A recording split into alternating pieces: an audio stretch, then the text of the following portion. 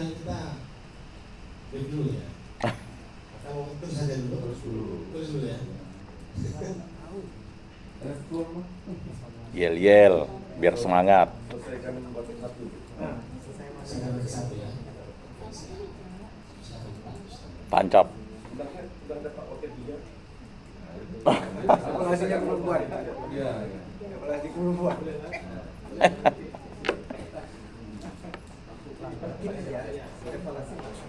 Pergi dulu ya.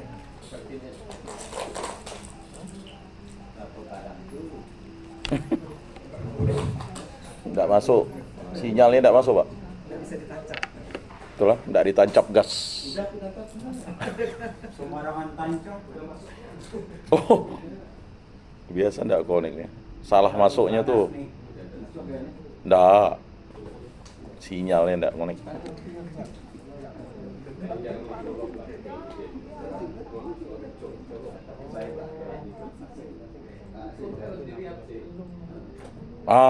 Nyaris tuh. Kok warnanya kayak langit? Udah. Sip. Oh, terlalu banyak nyolok tuh. Aman. Itu sih mati. Ininya dia punya colokannya tuh udah kendor dah. Memang Pak Chen lah yang mampu nyolok. Depan, Pak. Ya, kalian bertiga duduk situ Biar dipoto. Mana tukang foto nih? Waket 1, waket 2, waket 3. Mana tukang foto? Lalu cerdas cermat di situ kan. Depan presentasi. Jarang-jarang tuh. Silakan dokumentasi. Kita balik lah. Tukang foto. Sebentar.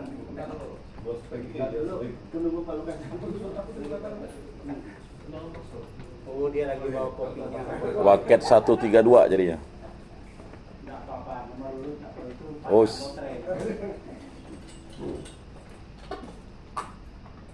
Baik, mohon izin Pak Ketua yang saya hormati Pak Ketua Staf Divisi Bencana, Pak Ketua, Pak Kabak,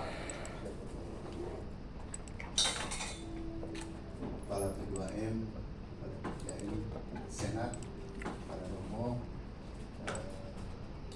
Bapak Ibu sekalian yang saya banggakan. Saya diberi kepercayaan untuk membidangi akademik dan kelembagaan. Karena itu, saya mengambil tim Pak Ketua itu ada 4. Dan kalau disinkronisasikan, ya mudah-mudahan sinkron gitu dengan PMA 4 tahun 2017. Yang pertama, Pak Ketua yang saya adopsi muatan moderasi beragama dalam mata kuliah agama. Tentu tadi catatannya saya masih sama juga dengan yang 2 kali, dan setelah itu kan menurut Pak Ketua itu harus diberi catatan yang lebih detail, indikator nanti akan diperbaiki. Strateginya mengadakan seminar moderasi beragama yang diikuti oleh para siswa.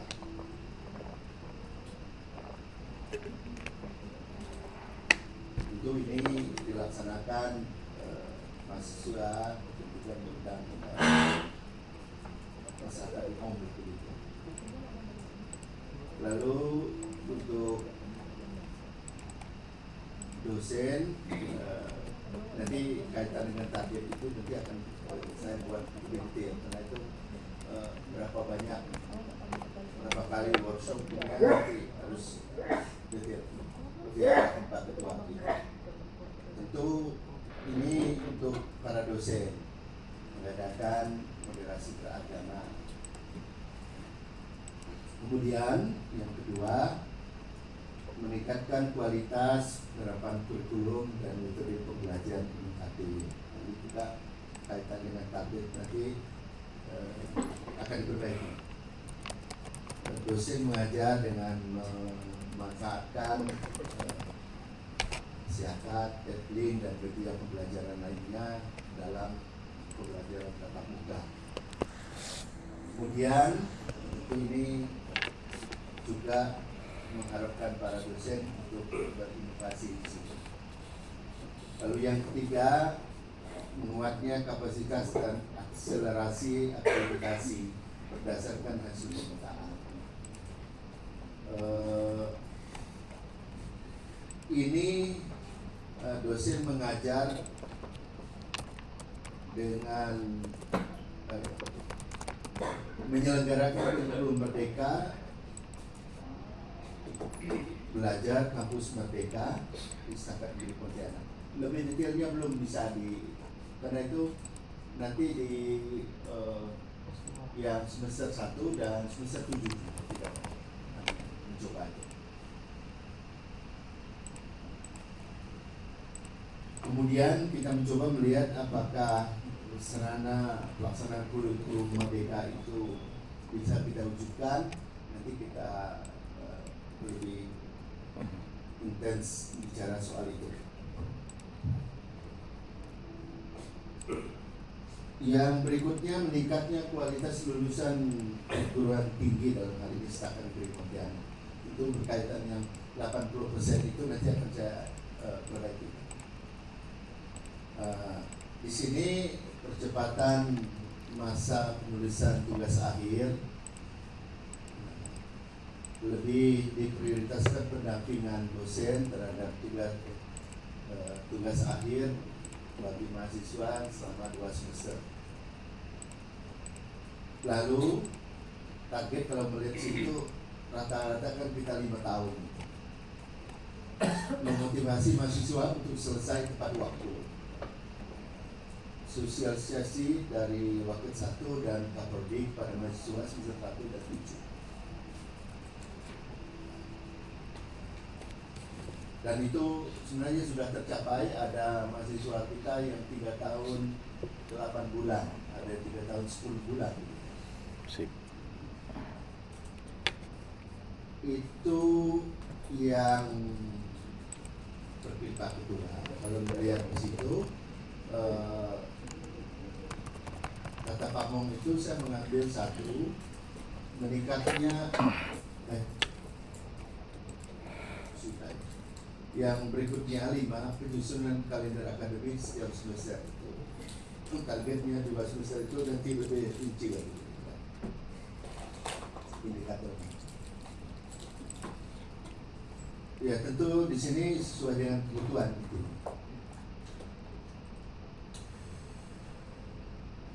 Kemudian penyusunan rencana operasional dan evaluasi pelaksanaan kegiatan pendidikan dan pengajaran.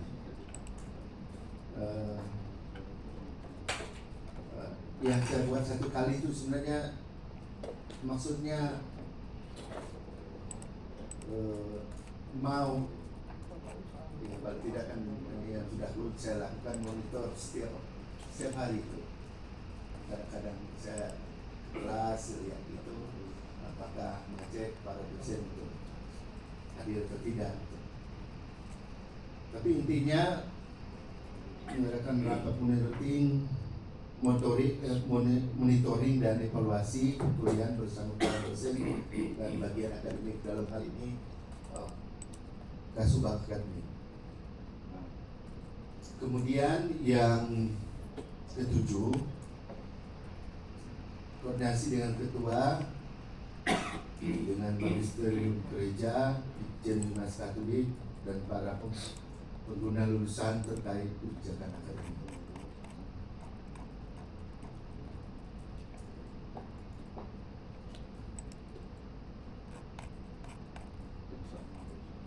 Strateginya mengadakan pertemuan dalam membahas kebijakan akademik per tema sebenarnya yang dengan melihat kebutuhan ya, apa yang memang dibutuhkan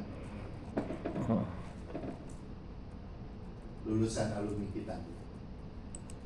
Lalu yang ke-8 itu koordinasi perencanaan, pelaksanaan, monitoring, evaluasi dan koreksi pelaporan dari unit kerja bidang akademik dan kelembagaan. nanti targetnya 1 kali itu nanti dibuat lebih rinci gitu. Mengadakan monitoring, evaluasi dan koreksi terhadap laporan dari unit kerja. Itu sebenarnya sudah saya dengan Pak Leon lakukan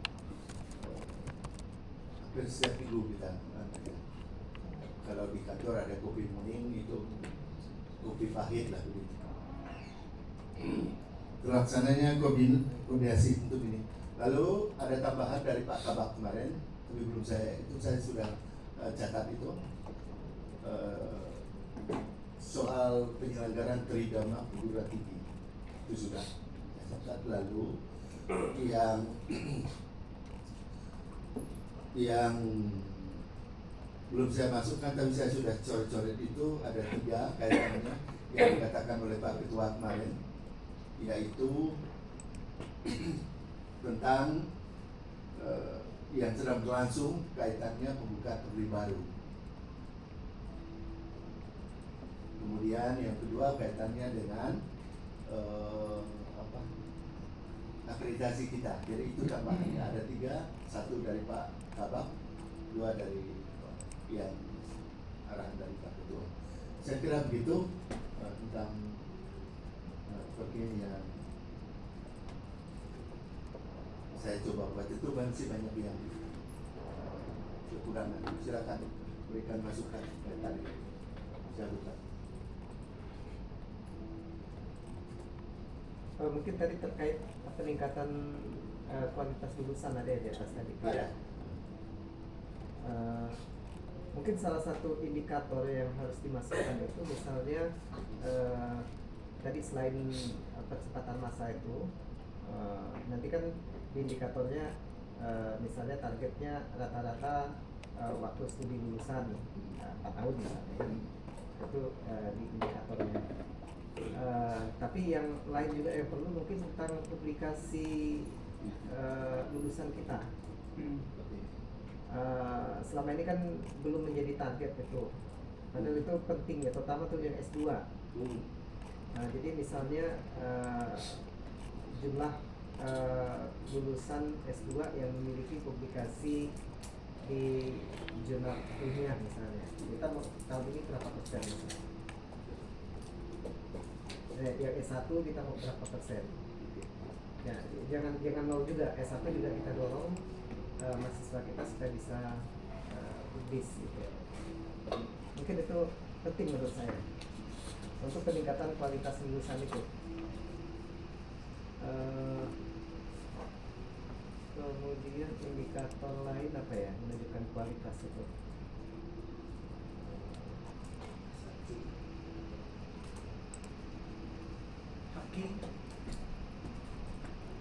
Ya, haki boleh lah, haki lulusan juga mungkin boleh yang dihasilkan oleh lulusan. Kemudian prestasi non akademik juga boleh ya, itu belum masuk itu. Tapi itu di ini ya, itu nanti di fakultas ya, fakultas. Mungkin prestasi akademik ya, mengikuti kompetisi akademik itu supaya nanti ada ya berapa orang lah mungkin kan, itu 1 orang tuh udah lumayan kan, mungkin itu perlu dimasukkan kayak prestasi akademik untuk meningkatkan kualitas lulusan. Baik, makasih Pak Ketua masukan.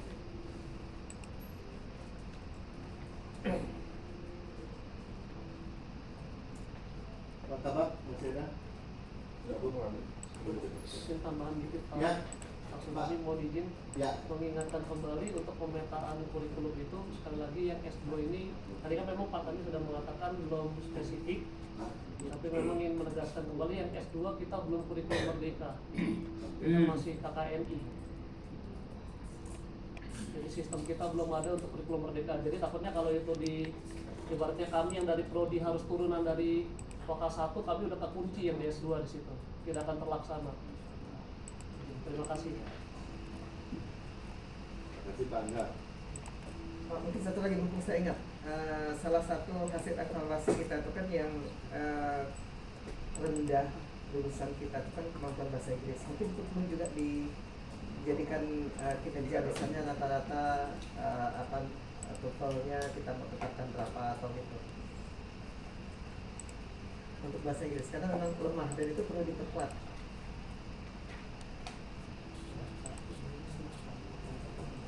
Oh, atau itu dijadikan syarat bisa Inggris.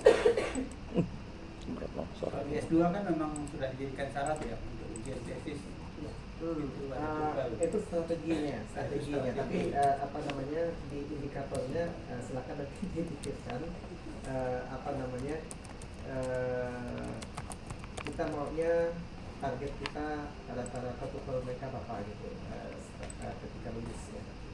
Sehingga itu nanti bisa kita wujudkan strateginya misalnya salah satu dengan menjadikan persyaratan. Kemudian yang lain juga mungkin dengan memunculkan mata kuliah pilihan yang terkait dengan bahasa Inggris. Misalnya kan bisa strategi itu kayak gitu.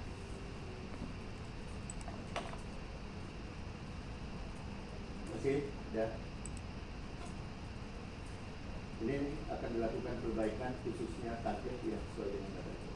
Karena masih dicantumkan belum diprediksi secara detail narasinya secara detail untuk mencapai target itu. Saya akan itu.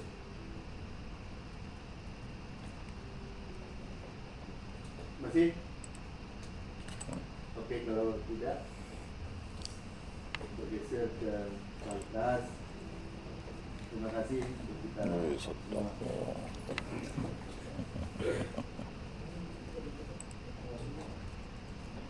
Bergeser. Belum bisa dibuat evaluasi karena belum berproses, Pak.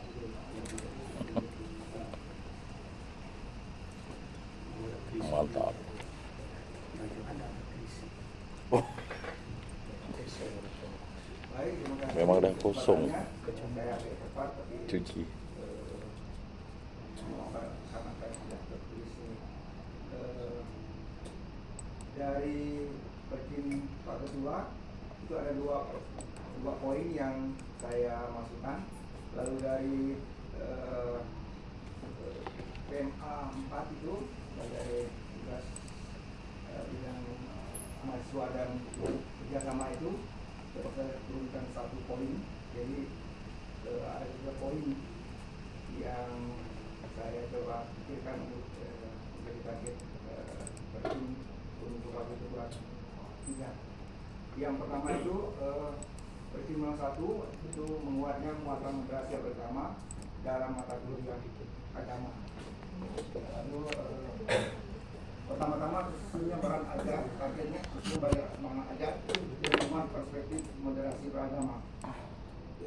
Ini sebenarnya harusnya menjadi target semua dosen ya, karena moderasi beragama ini tidak di satu mata kuliah tersendiri, tapi tersebar dalam semua ini. Yang saya bayangkan di psikologi umum semuanya itu kan ada ngomong soal bagaimana relasi dan komunikasi dengan yang lain. Yang saya masukkan moderasi beragama di situ. Ya. Strateginya menyusun bahan ajar yang memuat perspektif moderasi agama termasuk ajaran gereja Katolik tentang dialog antar agama dan kerjasama untuk kebaikan bersama. Soal dokumen gereja ini sebenarnya yang paling tepat itu adalah di mana, di mata kuliah apa gitu ya. Saya berharap di beberapa dosen yang mengambil mata kuliah yang terkait dengan dokumen gereja, bagaimana kerjasama dengan agama-agama lain itu dimasukkan untuk menekankan bahwa gereja Katolik itu konsen dengan moderasi dan kerjasama antara agama ini. Ya. Lalu masih di target yang sama terkait muatnya moderasi beragama, terselenggaranya seminar seperti workshop dan kegiatan lain yang mengangkat tema moderasi beragama dengan melibatkan mahasiswa dari berbagai latar belakang agama. Jadi kita mengundang beberapa kampus, perwakilan kampus untuk ikut terlibat di dalamnya. Saya pikir ini juga bisa diselenggarakan. Lalu strateginya menyelenggarakan seminar, workshop dan kegiatan lain yang mengangkat tema moderasi beragama yang melibatkan mahasiswa. Yang ketiga, mahasiswa terlibat aktif dalam forum-forum dialog antaragama di tingkat lokal, nasional maupun internasional untuk berbagi praktek baik dan membuat jaringan moderasi beragama. Di kontenannya ada beberapa mahasiswa kita yang tidak terlibat di jaringan itu, Gus Durian dan seterusnya, Saka apa gitu ya, masih tetap ada yang terlibat. Saya pikir ini nanti kita harapkan semakin banyak mahasiswa yang ikut terlibat di dalamnya. Gitu. Strateginya berpartisipasi aktif dalam forum dialog antaragama di tingkat lokal maksudnya. Setidaknya tingkat lokal di Kota Pontianak ini cukup ya intensif juga mereka bertemu gitu ya. Itu poin pertama, penting yang pertama. Penting yang kedua yang saya ambil dari yang kedua adalah meningkatnya pemberian bantuan pendidikan bagi daerah afirmasi dan berbakat. Kayak sebenarnya di kita tuh tidak cuma daerah afirmasi ya, kalau juga yang kita juga ada bukan berbakat tapi yang memiliki prestasi akademik dalam apa namanya dengan kondisi ekonomi orang tua yang kurang mampu. Oke, targetnya terdatanya mahasiswa yang kurang mampu secara ekonomi namun memiliki kemampuan secara akademik dan bisa secara komprehensif ya. Jadi data dulu ya. Yang kedua, lalu strategi pencapaiannya adalah melakukan pendataan dan identifikasi mahasiswa yang kurang mampu secara ekonomi namun memiliki kemampuan secara akademik. Secara komprehensif kita punya data ekonomi juga mahasiswa yang miskin tapi kemampuan ekonomi akademiknya memadai. Yang kedua, tersusunnya juknis yang memuat kriteria seleksi yang adil, transparan dan berdasarkan kemampuan prestasi akademik prestasi akademik mahasiswa maupun faktor sosial ekonomi. Jadi selama ini kita memang sudah ada juknis, tapi juknis itu terus mengacu pada juknis yang dikeluarkan oleh mahasiswa terkait dengan pemberian beasiswa KIP. Menetapkan kriteria seleksi yang adil, transparan dan berdasarkan kemampuan prestasi individu maupun faktor sosial ekonomi. Target yang ketiga terkait dengan meningkatnya pemberian bantuan ini adalah adanya dukungan dari perusahaan, yayasan atau donatur individu untuk terkait dengan mendanai program bantuan pendidikan bagi mahasiswa yang kurang mampu. Kemarin tahun lalu punya di akhir tahun kita dapat sumbangan bantuan dari PT Telkom Group gitu ya. Lalu beberapa yayasan yang pendiri pada ini juga tidak dapat dana. Tahun ini juga ada yang lain. Kita harapkan banyak yang terlibat. Yang tidak terjaring di program beasiswa PPA maupun program beasiswa KIP. Strateginya adalah menggalang dukungan dari perusahaan, yayasan dan donatur individu untuk mendanai program bantuan pendidikan bagi mahasiswa yang kurang mampu. Ini lebih target dan strategi terkait dengan perizinan yang kedua yang dari Pak Ketua saya turunkan ke Wakil Ketua 3. Dari tupoksi sebagai Wakil Ketua 3 membantu Ketua dalam bidang kemahasiswaan dan kerjasama. Pertama, targetnya adalah terbentuknya pengurus BEM yang tahun lalu ya sebenarnya di awal tahun harusnya sudah pemilihan. Kita masih terkendala dengan itu, tapi dalam waktu singkat-singkatnya kita akan mengganti pengurus BEM baru dan pengurus UKM itu targetnya. Beberapa UKM sudah ada 5 UKM yang sekarang sudah berjalan.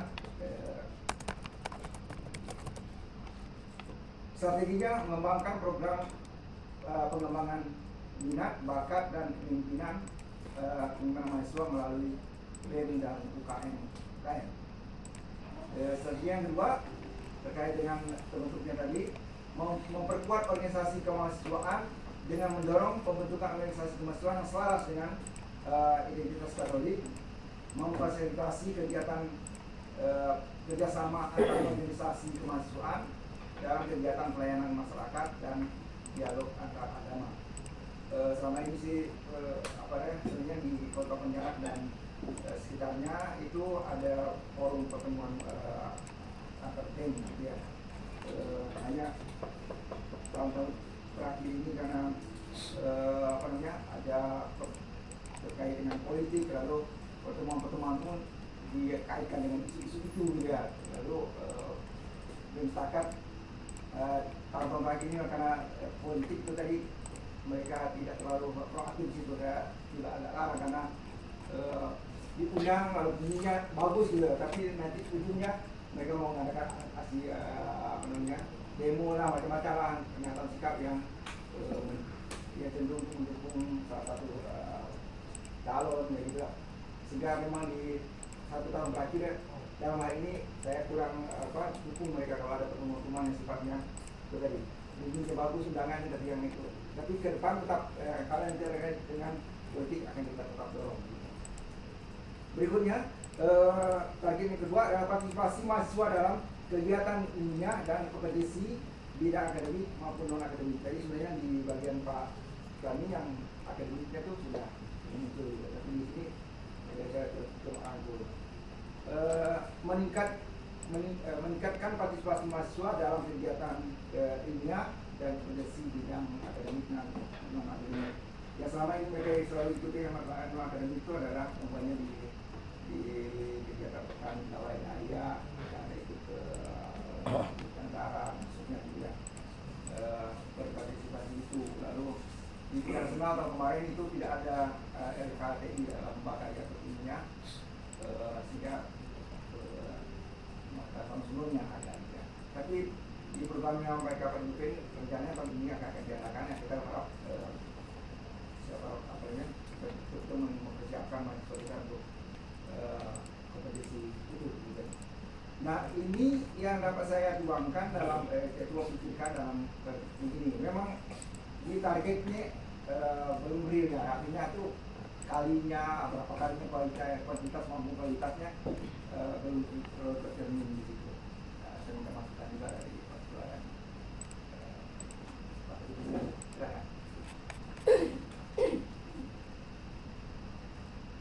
Mungkin yang terkait yang terkait dengan terpilih itu saya kira di poin 1, 2, 5, 6 dengan 11 ya Pak Lukas, karena kan tadi seperti penjelasan Pak Direktur ini kan waket Pak Lukas ini waket 3/4 3-nya kemahasiswaan, 4-nya kerjasama gitu. Jadi terkait dengan poin 1 tadi, presentasi mahasiswa memperoleh pendidikan agama ini, saya kira yang disampaikan untuk mata kuliah itu nanti mungkin bisa dipindahkan ke waket 1 karena itu ranahnya waket 1 ya. Nah yang di waket 3 ini justru mungkin bagaimana membuat event-event kerjasama yang memungkinkan mahasiswa belajar bersama dengan masyarakat lain, institusi lain. Mungkin itu yang lebih ditekankan ke situ. Jadi sama dengan dosen itu ini lebih ke bagaimana kita meningkatkan kerjasama misalnya dengan EKB atau mungkin tadi yang organisasi-organisasi multikultur itu seperti SAKA dan segala macam itu supaya proses pembelajaran itu bisa berjalan. Itu terkait dengan poin 1.